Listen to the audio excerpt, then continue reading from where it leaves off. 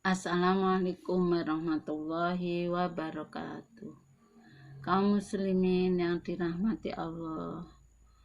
Pada pertemuan kali ini kita akan mengaji tentang wasiat.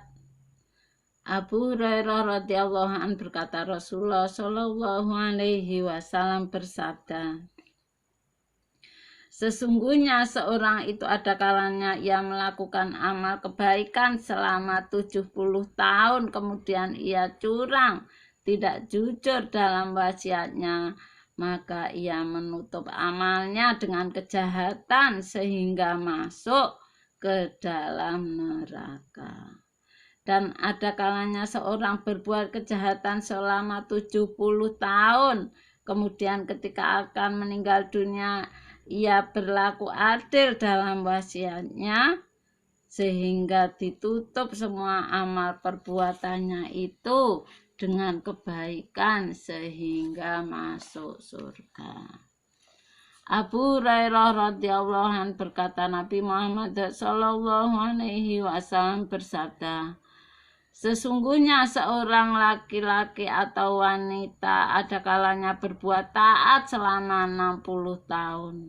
Kemudian ketika akan meninggal dunia mendadak curang dalam wasiat, maka masuklah keduanya ke dalam neraka.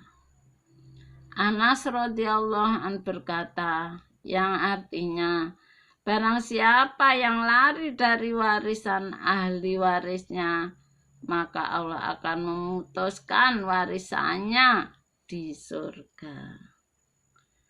Di lain riwayat, barang siapa yang memutuskan warisan yang telah diwajibkan oleh Allah, maka Allah akan memutuskan warisannya dari surga. Yakni barang siapa yang dengan sengaja berbuat sesuatu supaya ahli warisnya tidak menerima waris padanya, maka Allah akan memutuskan bagiannya dari surga. Nabi Muhammad SAW bersabda, curang dalam wasiat itu termasuk dosa besar. Peringatan, Nabi Muhammad SAW telah menjelaskan bahwa curang dalam wasiat itu termasuk dosa besar.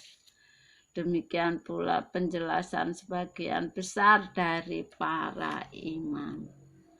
Ibnu Adil dalam tafsirnya berkata, kecurangan dalam wasiat ada beberapa macam.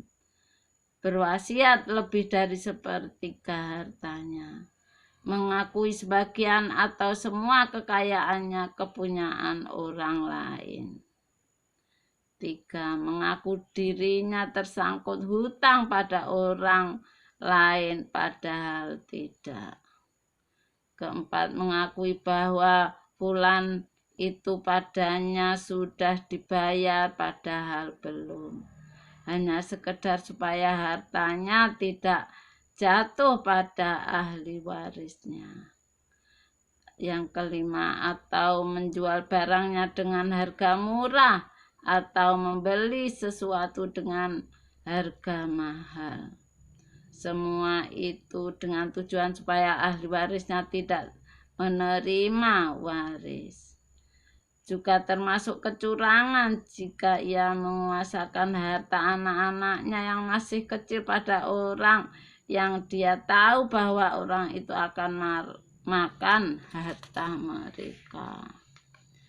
Semoga Allah menghindarkan kita dari semua kejahatan itu.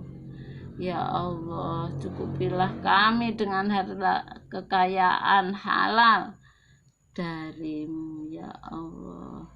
Dan kayakan kami dengan karunia rahmat-Mu daripada meminta-minta kepada selain Allah. Amin, amin, ya Rabbal Alamin. Wassalamualaikum warahmatullahi wabarakatuh.